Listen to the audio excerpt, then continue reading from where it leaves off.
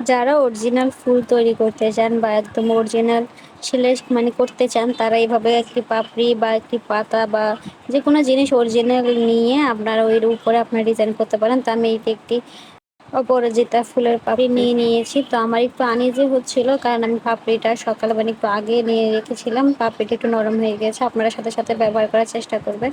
তা আমি এই যে কালার মানে ম্যাচিং করার জন্য, হুবহু কালার ম্যাচিং করার জন্য আমি সেমভাবে পাপড়িটি বসিয়ে এটার উপরে ভরাট করে নিচ্ছি।